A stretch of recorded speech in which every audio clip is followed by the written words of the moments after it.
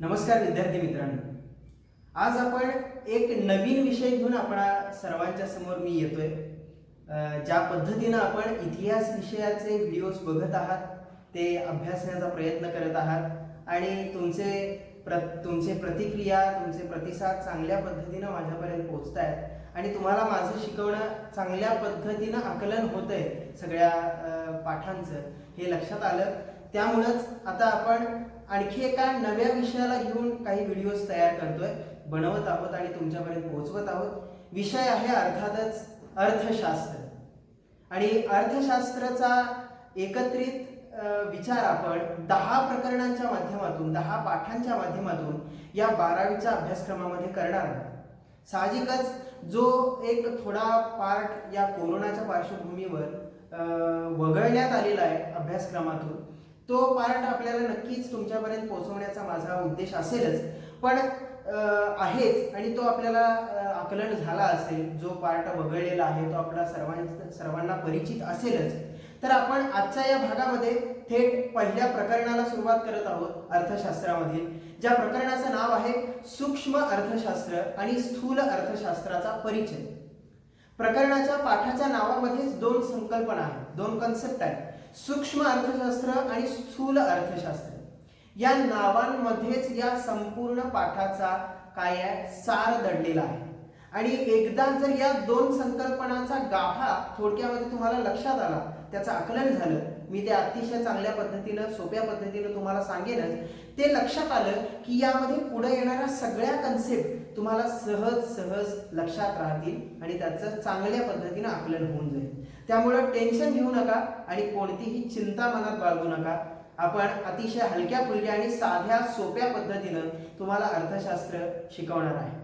तर वळूयात सूक्ष्म अर्थशास्त्र आणि स्थूल अर्थशास्त्राचा परिचय या पहिल्या पाठाकडे आपल्या अर्थशास्त्रामधल्या। आता या सूक्ष्म अर्थशास्त्र आणि स्थूल अर्थशास्त्र या काय आहेत, तर नेमकं आधुनिक अर्थशास्त्राच्या या 2 शाखा आहेत। काय आहेत? आधुनिक अर्थशास्त्राच्या शाखा आहेत कोणत्या? सूक्ष्म अर्थशास्त्र आणि स्थूल अर्थशास्त्र या 2 शाखा आहेत। आता तुम्ही म्हणाल की सूक्ष्म अर्थशास्त्र आणि स्थूल अर्थशास्त्र नेमकं काय आहे? तर बघा, अर्थशास्त्र हा विषय आहे, नावातच आपल्याला लक्षात येतं की आर्थिक घडामोडींसंबंधित ज्या काही सगळ्या संकल्पना आहेत, ज्या काही गोष्टी आहेत, त्या सगळ्या आपल्याला अर्थशास्त्र या विषयाच्या माध्यमातून, काही प्रकरणांच्या माध्यमातून त्यांची तोंड ओळख आहे, काही प्रकरणांच्या माध्यमातून त्यामधला तुम्हाला गाभा, त्या गाभ्यापर्यंत पोहोचवण्याचा या अभ्यासक्रमातून प्रयत्न नक्कीच करण्यात आलेला आहे। तर अर्थशास्त्र म्हटल्यानंतर आपल्याला लक्षात येतं की आपल्या आजूबाजूला आर्थिक क्षेत्राशी संबंधित ज्या काही लहान मोठ्या सगळ्या गोष्टी घडतात, अगदी आपल्या गाव पातळीपासून किंवा आपल्या घरापासून म्हणू आपण, घरातल्या प्रत्येक व्यक्तीपासून ते राष्ट्रीय स्तरापर्यंत, जागतिक स्तरापर्यंत ज्या आर्थिक संकल्पना, ज्या आर्थिक घडामोडी आपल्याला ऐकायला मिळतात, पाहायला मिळतात, अनुभवायला मिळतात, शिकायला मिळतात, या सगळ्या घडामोडींचा अभ्यास या अर्थशास्त्रामधून आपल्या सर्वांच्या पर्यंत पोहोचवला जातो।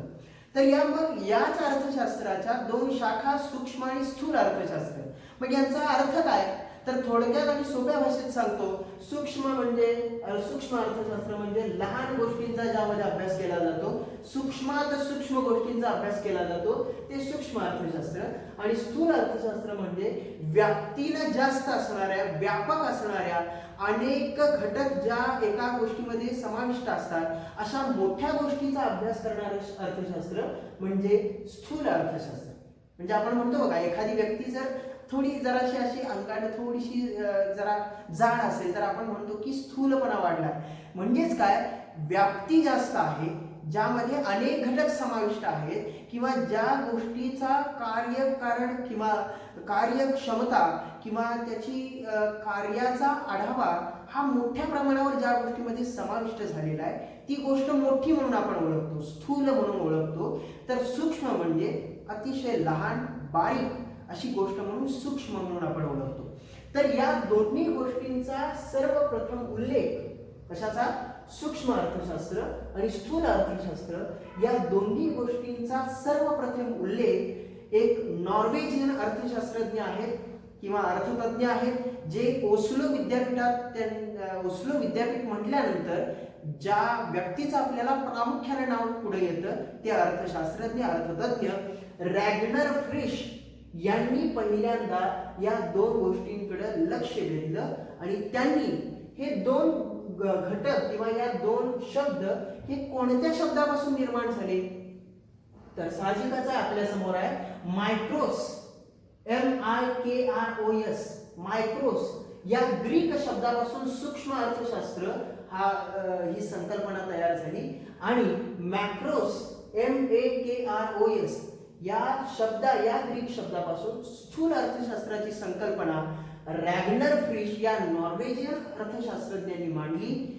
खरं तर रॅग्नर फ्रिश यांचं आर्थिक घडामोडींच्या बाबतीतलं किंवा अर्थशास्त्रातल्या बाबतीतलं योगदान फार मोठं आहे. म्हणून या अर्थशास्त्रज्ञांना अर्थशास्त्रामध्ये फार महत्त्वाचं स्थान इतिहासामध्ये पाठीमागे वळून जर आपण बघितलं तर त्यांना महत्त्वाचं योगदान असल्यामुळे त्यांना स्थानही तितकंच महत्त्वाचं असलेलं आपल्याला दिसून येतं.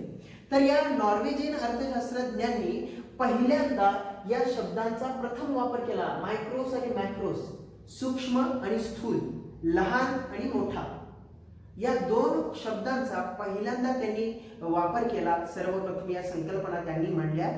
अनेक अर्थशास्त्रीय संकल्पनांचा सर्वप्रथम वापर किंवा सर्वप्रथम उल्लेख या रॅग्नर फ्रिश यांनी केलेला आपल्याला अर्थशास्त्रामध्ये दिसून येतो.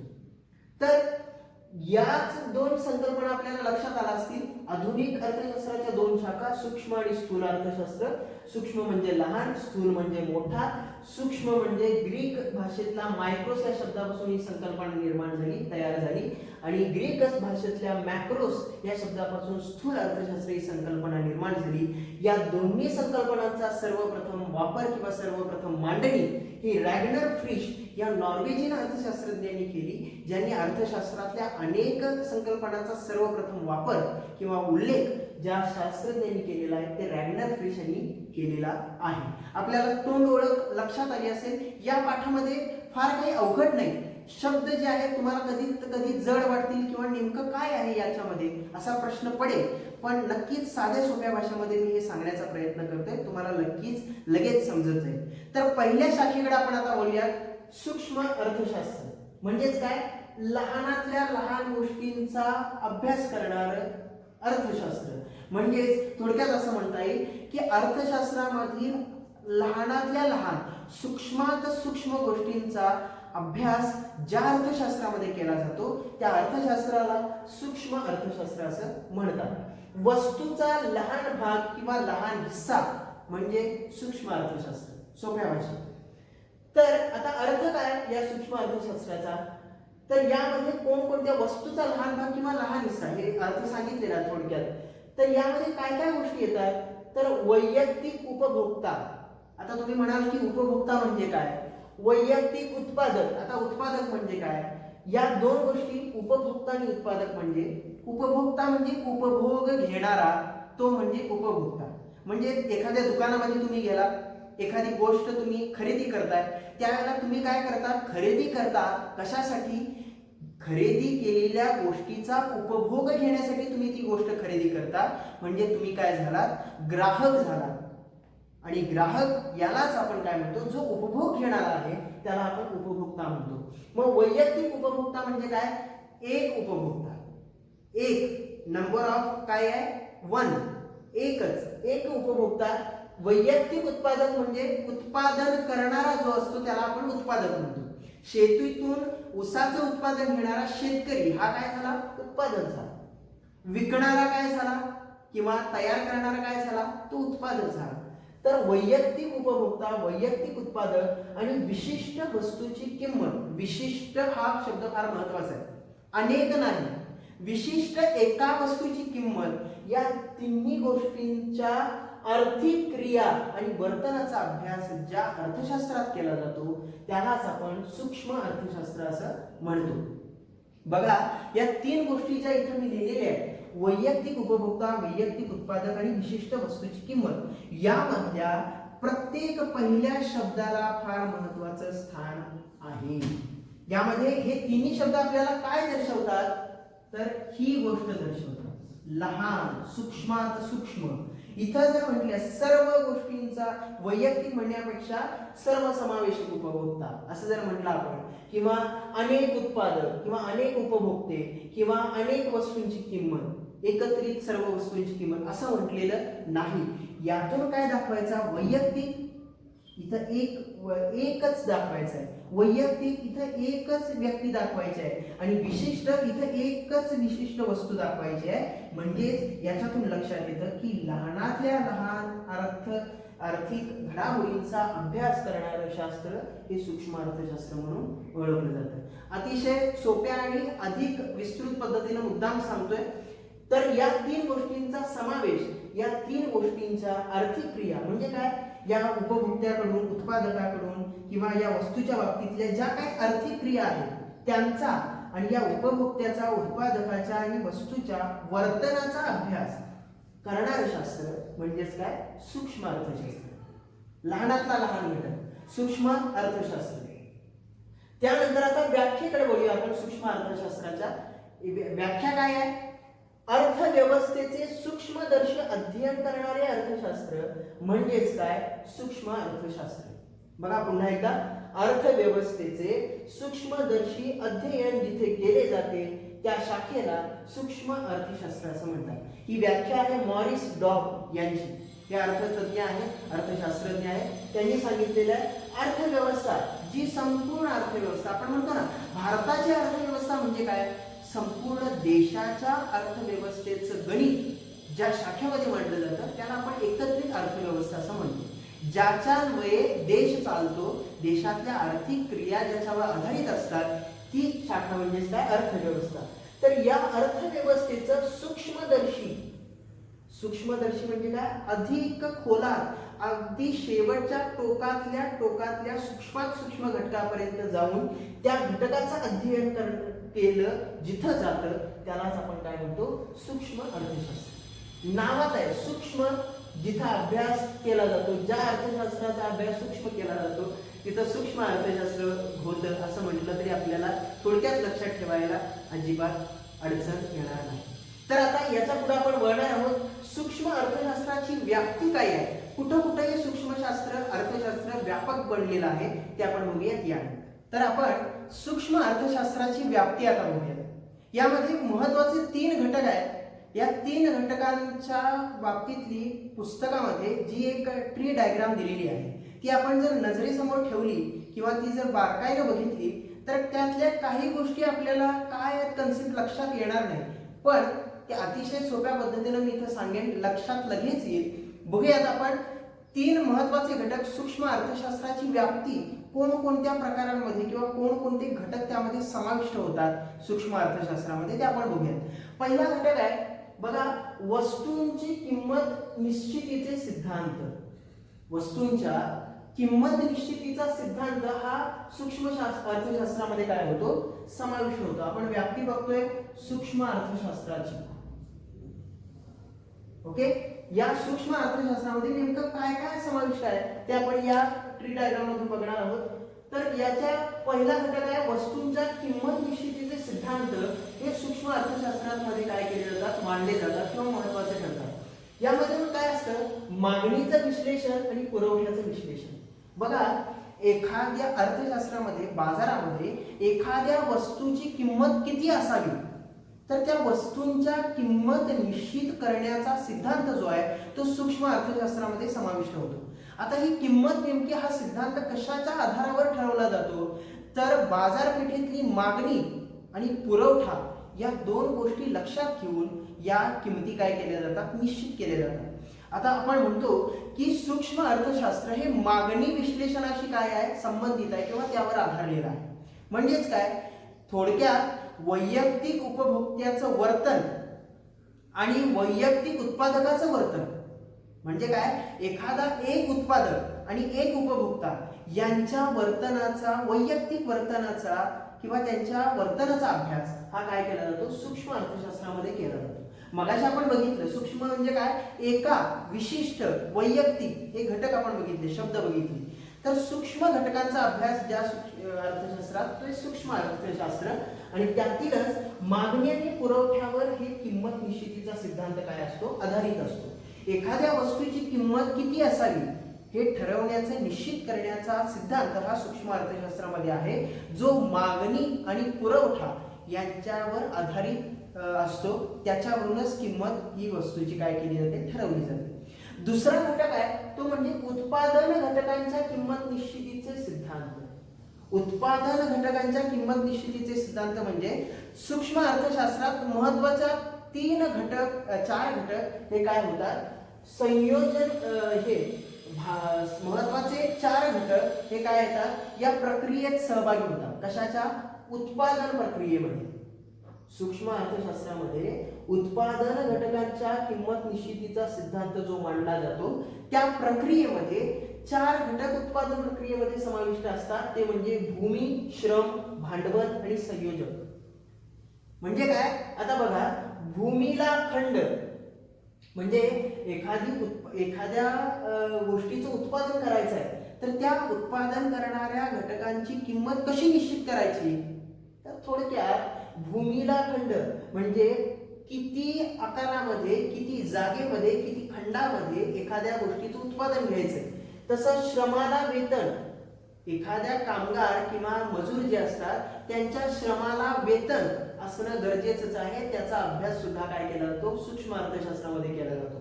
भांडवलाला व्याज, जे काही भांडवलाची गुंतवणूक होणार आहे उत्पादन प्रक्रियेमध्ये त्याच्यावर व्याज, या गोष्टीचा सुद्धा सूक्ष्म अर्थशास्त्रामध्ये विचार केला जातो. आणि संयोजकाला नफा, थोडक्यात जो कोणी उत्पादन करणार आहे त्याला या सगळ्या गोष्टींच्या प्रक्रियेमध्ये त्याला नफा मिळणं गरजेचं असतं. आणि या सगळ्या गोष्टींचा विचार करूनच उत्पादन घटकांची किंमत निश्चित केली जाते.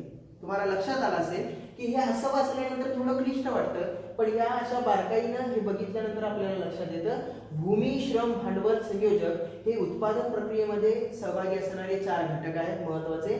त्याला भूमीला खंड, श्रमाला वेतन पाहिजे, भांडवलाला व्याज पाहिजे, संयोजकाला नफा पाहिजे. हे सगळं गणित आपल्याला अर्थव्यवस्थेमध्ये दिसून येतं. आणि या सगळ्यांचा विचार करणारं अर्थशास्त्र म्हणजे सूक्ष्म अर्थशास्त्र. या अर्थशास्त्रात या गोष्टींचा विचार केला जातो. लक्षात आली असेल दुसरी गोष्ट सुद्धा. आणि तिसरा पॉइंट आहे आर्थिक कल्याणाचे सिद्धांत. ही फार महत्वाची गोष्ट आहे. म्हणजे एखाद्या गोष्टीचं उत्पादन केलं, त्याची किंमत ठरवली, बाजारामध्ये ती वस्तू आली, ती वस्तू ग्राहकांनी काय घेतली, विकत घेतली. मग आता त्यानंतर येणारा महत्वाचा घटक आहे म्हणजे आर्थिक कल्याणाचे सिद्धांत. म्हणजे काय, तर आर्थिक कल्याणाचा अभ्यास हा प्रामुख्यानं महत्त्वे करून साधन सामग्रीच्या कार्यक्षम वाटपाशी संबंधित आहे. हे फार महत्वाचं वाक्य आहे. काय म्हटलं मी, आर्थिक कल्याणाचा अभ्यास हा प्रामुख्यानं साधन सामग्रीच्या कार्यक्षम वाटपाशी संबंधित आहे. आता तुम्ही म्हणाल की सर नेमकं कार्यक्षम वाटप म्हणजे नेमकं कसं आणि कशाचं, तर एखादी वस्तूचं उत्पादन करण्यासाठी त्याला जी साधन सामग्री वापरली जाते त्या साधन सामग्रीच्या झालेल्या वाटपामुळं संपूर्ण समाजाला, आता हे वाटप कुणाला होतं, एखादी वस्तू निर्माण झाली तर त्या वस्तूचं वाटप कुठं होतं, समाजामध्ये होतं. ग्राहक ती वस्तू घेतात. या वस्तूचं, या साधन सामग्रीचं वाटप जर व्यवस्थित झालं किंवा संपूर्ण समाजाला जर त्यातून समाधान प्राप्त झालं, उच्च प्रतीचं समाधान, महत्तम समाधान प्राप्त झालं, तरच ते वाटप कार्यक्षम वाटप आहे असं आपल्याला म्हणता येतं.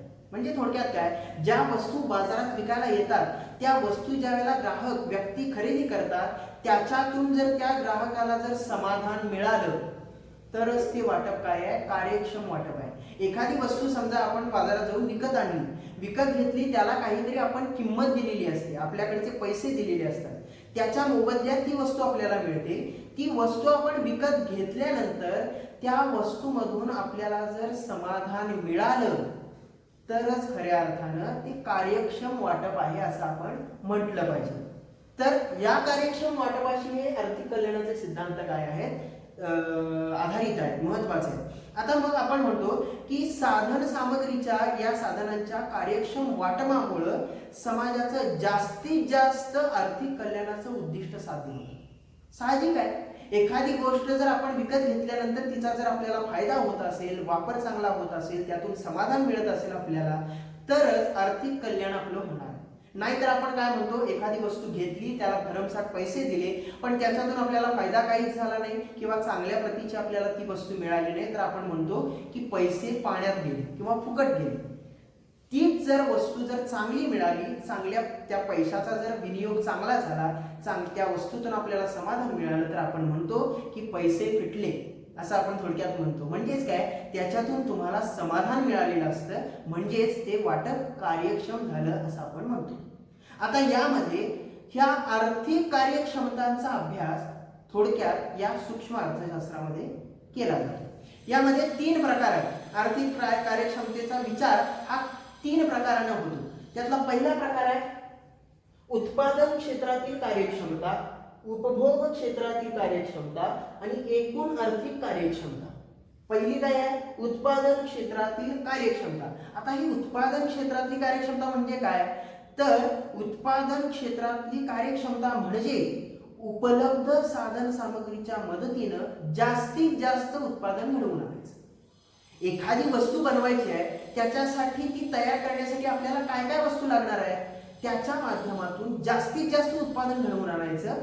त्याच गोष्टीला उत्पादन क्षेत्रातील कार्यक्षमता, अधिक उत्पादन घडवून आणणं, हे यामध्ये महत्वाचं आहे, हे आपण लक्षात ठेवलं पाहिजे. उपभोग क्षेत्रातील कार्यक्षमता म्हणजे काय, तर संपूर्ण समाजाचं जास्तीत जास्त समाधान होईल अशा पद्धतीने उत्पादित वस्तू आणि सेवांचं लोकांमध्ये वितरण होणं गरजेचं आहे. बघा, संपूर्ण समाजाचं म्हणजे काय, समाजातले सगळे जे घटक आहेत, सगळे लोक जे आहेत, त्यांचं काय जास्तीत जास्त समाधान झालं पाहिजे. अशा पद्धतीनं उत्पादित वस्तू म्हणजे उत्पादन केलेली वस्तू आणि सेवा लोकांमध्ये समप्रमाणात त्यांचं वितरण होणं, समाधानकारक वितरण होणं गरजेचं आहे. तर त्याला आपण काय म्हणतो, उपभोग क्षेत्रातील कार्यक्षमता. या कार्यक्षमतांचा अभ्यास सुद्धा सूक्ष्म अर्थशास्त्र करतं. लक्षात आलं. आणि तिसरं आहे एकूण आर्थिक कार्यक्षमता. आता तुम्ही म्हणाल की एकूण आर्थिक कार्यक्षमता म्हणजे काय, तर लोकांना सर्वाधिक प्राधान्य ज्या गोष्टींसाठी लोकांचं असतं, त्या हव्या असणाऱ्या वस्तूंचं उत्पादन करणं. म्हणजे काय, आपण म्हणतो बघा की लोकांना ज्या गोष्टी प्राधान्य म्हणजे काय, प्रेफरन्स आपण म्हणतो की त्या गोष्टी हव्याच असतात, अशा गोष्टींचं जास्तीत जास्त उत्पादन करणं, उत्पादन होणं, त्या गोष्टींचा अभ्यास सुद्धा सूक्ष्म अर्थशास्त्रामध्ये केला जातो. मग आता तुम्ही म्हणाल की प्राधान्याने हव्या असणाऱ्या वस्तू नेमक्या कोणत्या, म्हणजे आपण म्हणू कपडे, अन्नधान्य, या ज्या गोष्टी आहेत ज्या प्राधान्य करून आपल्याला हव्या असतात, अशा गोष्टींचं जास्तीत जास्त उत्पादन करणं, हे काय आहे, एकूण आर्थिक कार्यक्षमता. याचाही विचार अभ्यास सूक्ष्म अर्थशास्त्रामध्ये केला जातो. या सगळ्या गोष्टींना या सूक्ष्म अभ्यास करण्यासाठी आहेत, खोलात जाऊन सूक्ष्मात सूक्ष्म जाऊन अभ्यास करणाऱ्या गोष्टी आहेत. म्हणूनच या सगळ्या गोष्टींचा अभ्यास सूक्ष्म अर्थशास्त्रामध्ये केला जातो. ही आपल्याला सूक्ष्म अर्थशास्त्राची व्याप्ती म्हणता येईल. म्हणजे सूक्ष्म अर्थशास्त्र या सगळ्या गोष्टींमध्ये काय आहे, आपल्या पाऊलखुणा उलटवून राहिलेलं आहे. ही आहे सूक्ष्म अर्थशास्त्राची व्याप्ती. आता आपण पुढे बघणार आहोत सूक्ष्म अर्थशास्त्राची वैशिष्ट्ये नेमकं काय आहे. तर बघूयात सूक्ष्म अर्थशास्त्राची वैशिष्ट्ये काय आहेत. सोपी आहे. आतापर्यंत आपण जे काही बघितलं, सूक्ष्म अर्थशास्त्राची अर्थ, व्याख्या, व्याप्ती आणि या सगळ्या गोष्टींमध्ये ज्या ज्या काही कन्सेप्ट येऊन गेलेल्या आहेत, की जे काही आपण विश्लेषण बघितलं, तेच आपल्याला वैशिष्ट्यांमध्ये थोडं थोडं त्यातलं सगळं काढून आपल्याला वैशिष्ट्यांमध्ये उतरवायचं आहे. तर पहिलं वैशिष्ट्य आहे ते म्हणजे वैयक्तिक घटकांचा अभ्यास. आता हे आपण मगाशी बघितलेलं आहे, वैयक्तिक घटकांचा अभ्यास करणारं शास्त्र म्हणजे सूक्ष्म अर्थशास्त्र, हे आपण बघितलेलं आहे. त्यामुळं वैयक्तिक घटकांचा अभ्यास हे सूक्ष्म अर्थशास्त्राचं पहिलं वैशिष्ट्य आहे. इथं वैयक्तिक घटकांचा अभ्यास केला जातो. लहान आणि वैयक्तिक आर्थिक घटकांच्या वर्तनाचा अभ्यास केला जातो, जे आपण बघितलेलं आहे. दुसरं आहे किंमत सिद्धांत. दुसरं वैशिष्ट्य आहे किंमत सिद्धांत. म्हणजे काय, वस्तू आणि सेवांच्या किंमत निश्चितीशी हे काय आहे, संबंधित आहे. आणि उत्पादन घटकांच्या किंमत निश्चितीशी सुद्धा काय आहे, संबंधित आहे, जे आपण मगाशी बघितले. वस्तूंची आणि उत्पादन घटकांची किंमत निश्चित करण्याचा सिद्धांत सूक्ष्म अर्थशास्त्रामध्ये समाविष्ट आहे. या किंमत निश्चितीच्या सिद्धांतालाच आपण काय म्हणतो, सूक्ष्म अर्थशास्त्रामध्ये एक महत्त्व असलेलं आपल्याला दिसून येतं. म्हणजेच काय, की म्हणून सूक्ष्म अर्थशास्त्राला किंमत सिद्धांत असे सुद्धा म्हटलं जातं. म्हणजे काय, वस्तू, सेवा आणि उत्पादन यांच्या किमती निश्चित करणं हे कुठं होतं, सूक्ष्म अर्थशास्त्रात होतं. त्यामुळेच हे वैशिष्ट्य किंमत सिद्धांताच्या माध्यमातून आपल्या समोर येते. तिसरं आहे आंशिक समतोल.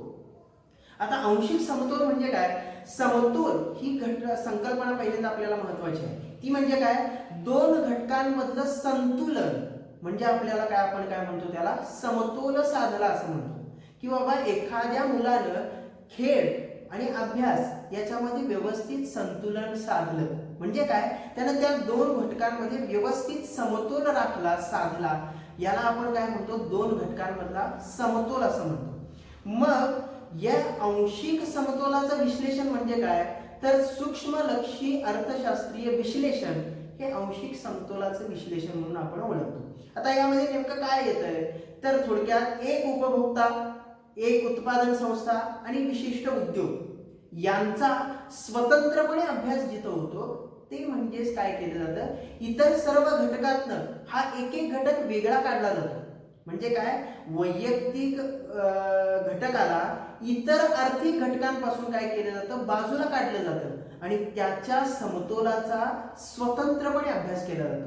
स्वतंत्रपणे, पुन्हा एकदा सूक्ष्म गेलं बघा, वैयक्तिक किंवा विशिष्ट, सूक्ष्म हे सगळे घटक काय आहेत, जिथं जिथं येतात तिथं सूक्ष्म अर्थशास्त्र आपल्याला असलेलं दिसून येतं. म्हणजेच काय, एखाद्या या आर्थिक समतोलाच्या, आंशिक समतोलाच्या पद्धतीमध्ये वैयक्तिक घटक म्हणजे अनेक उपभोक्ते असतील, अनेक उत्पादक असतील, तर त्यातला एकच उत्पादक बाहेर काढायचा, बाजूला काढायचा आणि त्याच्या समतोलाचा स्वतंत्रपणे अभ्यास करायचा, अगदी खोलात जाऊन सूक्ष्मपणे अभ्यास करायचा. यालाच आपण काय म्हणतो, आंशिक समतोल. अंश अनेक गोष्टीतला म्हणजे आपण म्हणतो पाण्याचा अंश किंवा अर्क आपण जसं म्हणतो, किंवा एखाद्या मोठ्या गोष्टीतला एक बारीक भाग म्हणजे त्याचा अंश असं आपण म्हणतो. तर तो म्हणजे इतर आर्थिक सगळ्या घडामोडींमधनं एक उत्पादक बाहेर काढायचा किंवा एक उपभोक्ता बाहेर काढायची किंवा एखादी वस्तू बाहेर काढायची आणि त्या वस्तूचा, एकाच वस्तूचा स्वतंत्रपणे अभ्यास करायचा, याला आंशिक समतोल असं म्हणतो आपण. तर त्याचं हे सुद्धा काय आहे, सूक्ष्म अर्थशास्त्राचं वैशिष्ट्य आहे महत्वाचं. चौथं आहे विशिष्ट गृहीतकांवर आधारित. म्हणजे काय, तर विशिष्ट गृहीतकांवर आधारित हे वैशिष्ट्य बघत असताना किंवा या गृहीतकाचा आधार घेऊन विवेचनाची सुरुवात केली जाते. कोणत्या गृहीतकाचा, इतर परिस्थिती कायम, हे आपल्याला इथं आठवलं पाहिजे.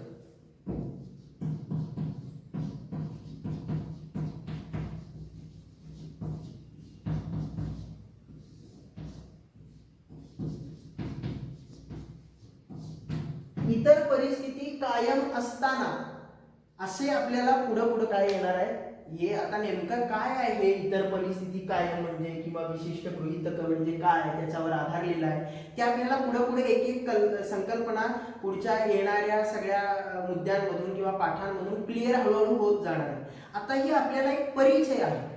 काय आहे, परिचय आहे. त्यामुळं जस्ट डोक्यात घेत चला, नक्कीच आपल्याला या संकल्पना पुढे समजत जातील.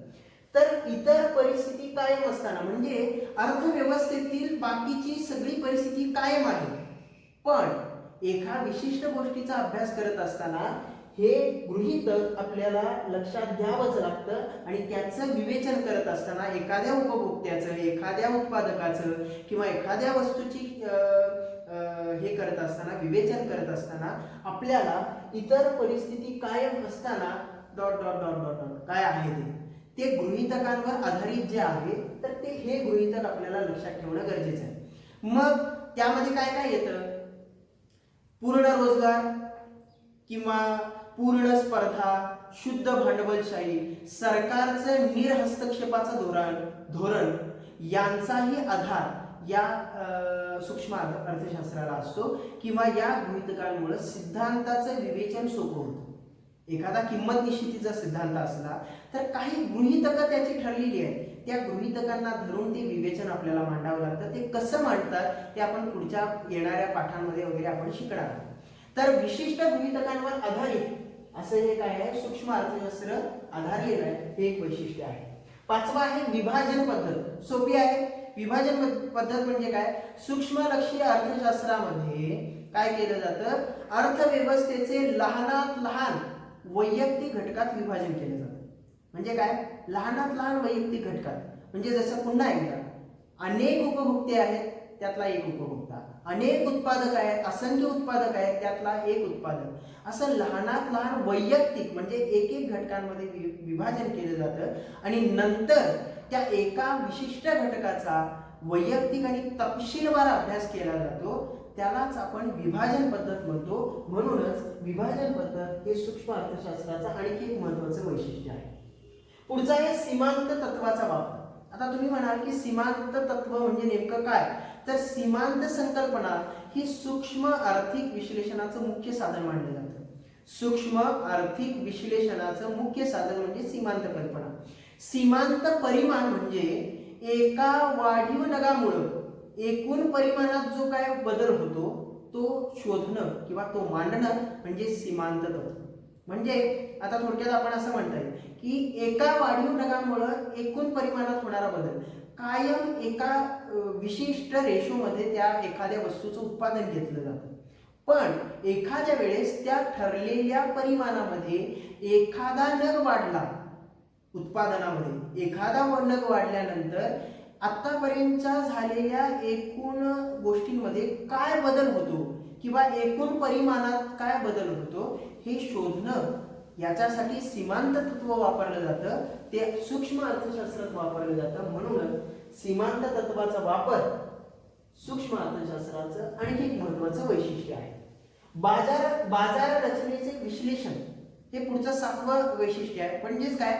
बाजार रचना काय आहे? सूक्ष्म अर्थशास्त्रात पूर्ण स्पर्धा, मक्तेदारीयुक्त स्पर्धा आणि अल्पाधिकार बाजार आणि विविध बाजार इत्यादी रचना या सूक्ष्म लक्ष्य अर्थशास्त्रामध्ये आपल्याला दिसून येतात. हे बाजार रचनेचं विश्लेषण सूक्ष्म अर्थशास्त्र करतं. म्हणूनच बाजार रचनेचे विश्लेषण हे सूक्ष्म अर्थशास्त्राचं आणखी एक वैशिष्ट्य आहे. पुढे आहे शेवटचं वैशिष्ट्य, ते म्हणजे मर्यादित व्याप्ती. म्हणजेच काय? थोडक्यात आपण आता सगळं बघितलं आणि पुन्हा आपण पहिल्या गोष्टीकडे जातोय की सूक्ष्म अर्थशास्त्र म्हणजे काय? अगदी सूक्ष्मात सूक्ष्म लहानात लहान गोष्टीचा अभ्यास करणारं शास्त्र, अर्थव्यवस्थेतल्या लहानात लहान गोष्टींचा अभ्यास करणारं शास्त्र म्हणजे सूक्ष्म अर्थशास्त्र. ही काय आहे? लहानात लहान म्हणजेच काय? मर्यादित आहे, अनेक गोष्टींचा नाहीये, व्यापक गोष्टींचा नाहीये, त्यातल्या एका विशिष्ट मर्यादित गोष्टीचा अभ्यास केला जातो. म्हणजेच काय? ही व्याप्ती सूक्ष्म अर्थशास्त्राची काय आहे? मर्यादित आहे, व्यापक जास्त नाहीये, फार विस्तारलेली नाहीये, अनेक घटकांची नाहीये, मर्यादित घटकांची, एका घटकाची अशी आहे.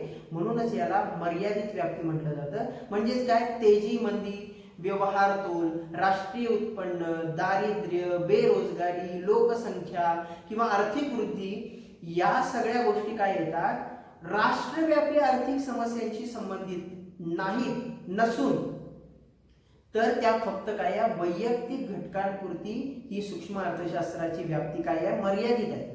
लोकसंख्या, बेरोजगारी, दारिद्र्य, राष्ट्रीय उत्पन्न हे जे काय आता मी सांगितलं ते काय? राष्ट्रव्यापी संकल्पनाशी निगडीत आहे. पण आपण काय करतो? सूक्ष्म अर्थशास्त्रामध्ये आपण लहानात लहान गोष्टींचा अभ्यास करतो. म्हणूनच यामध्ये त्या गोष्टींचा विचार होत नाही. म्हणजेच काय?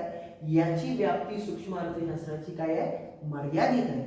म्हणूनच मर्यादित व्याप्ती हे सूक्ष्म लक्षी अर्थशास्त्राचं शेवटचं वैशिष्ट्य आहे.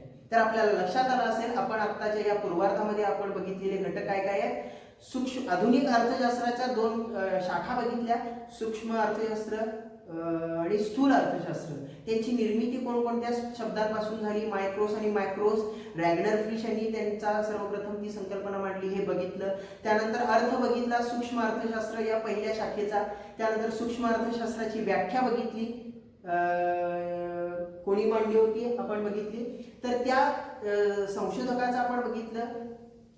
तर त्याच्यानंतर सूक्ष्म अर्थशास्त्राची व्याप्ती काय आहे हे आपण बघितलं आणि कोणकोणत्या क्षेत्रांशी त्याची व्याप्ती निगडीत आहे ते बघितलं. आणि त्यानंतर सूक्ष्म अर्थशास्त्राची वैशिष्ट्ये बघितली आणि इथं सूक्ष्म अर्थशास्त्र हा पूर्वार्ध आपला काय होतो? समाप्त होतो.